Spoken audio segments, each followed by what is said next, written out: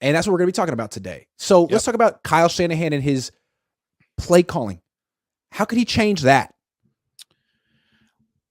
for the better? I think he needs to go for it more and value offensive possessions a little bit more. So you're not going for it inside your 30, and you're not going for it on 4th and 6. Sure. But to me, if you're outside your 30 and you're 4th and 5 or less, I think that you got to look at the analytics and see that the league trend is to go for it more. And I think I would you put a lot of money in your offense. You got a lot of guys handling the ball. You want handling the ball. I think I would value each and every possession a little bit more and go for it a tad more. And no more punting from midfield or on your opponent's side of the field on 4th and 3 or less. I mean, there should never be almost ever a time where you punt anywhere between the 45 and the other team's goal line when it's 4th and 3 or less. That's like, no doubt, got to go for it. Don't think about it. Just go for it. And I was going back to me, the toughest loss of this Shanahan era was that NFC Championship game against the Rams, because that wasn't a great Rams team and the Niners had beaten them 6 times in a row. It felt like they could have won that game. And I believe the Niners punted from inside Rams territory like 2 or 3 times in that game. So this would be a great place for Kyle Shanahan to start. You have all this talent on offense. You have a million different ways that you can pick up 3, 4, 5 yards with all these players. Why are you punting? I know you like Mitch Wishnowsky, and he is a good punter. He is a playmaker. The knuckle punt? Just kidding. No, keep your offense on the field. Definitely keep your offense on the field. That game was so frustrating because you knew the Rams wanted in that final drive to go to Cooper Kupp, and they did. And it would have been so nice to like force them to do anything but Stafford to Kupp. And Meanwhile, I don't know the what Niners did. Kyle stopped going to Debo, and it's not like the Rams forced him to. So that to me right there is I think that's the toughest loss. You can say, I understand they lost to the Chiefs. The Chiefs had Patrick Mahomes. They're better than the 49ers. Sure. Eagles, that was a hell of a team. They lost 2 games all year when Jalen Hurts was healthy? Sure. But that Rams team, they're 9th on offense, 17th on defense, squeaked out a Super Bowl victory over the Bengals, who the Niners beat in Cincinnati. That's a tough one. I think they're always going to look back at that year and say, we had the best player in the league in Debo, and he didn't get the ball with 13 minutes left. That's on us. Yeah, I really didn't like that.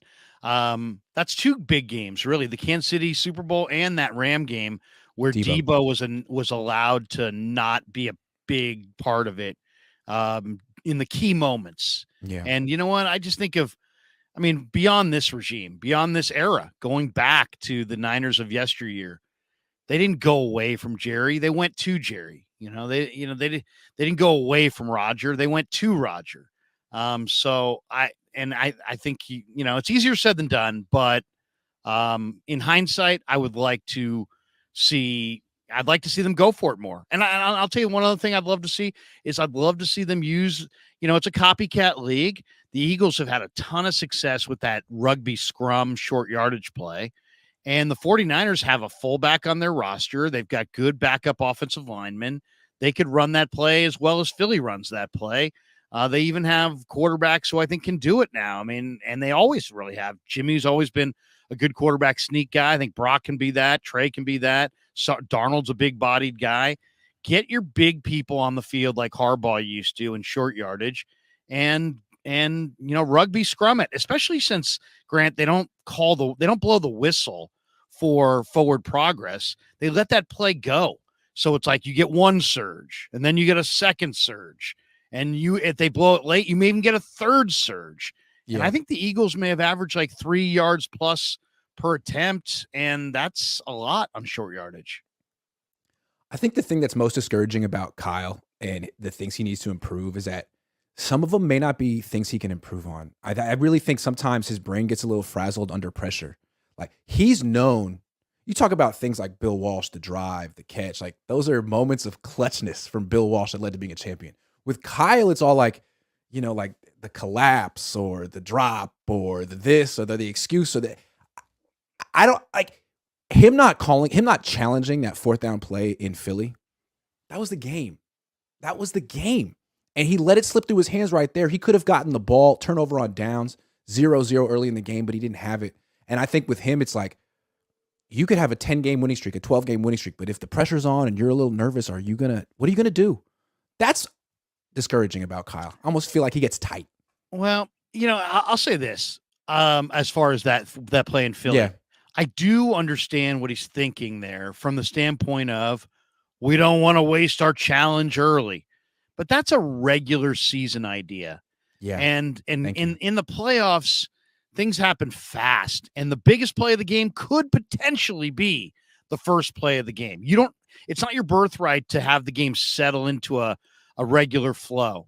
And I feel bad. I feel bad for him in that one a little bit, simply because I felt like I don't know what the Niners had as far as I don't know what views they had.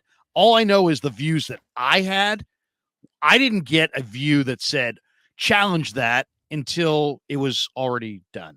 So the first indication was Hufanga saying incomplete. That was the players first on indication. The field. The players on the field. The second indication was Hurts and the offense sprinting 40 yards down the field. At that point, I'm throwing the flag and I'm gambling.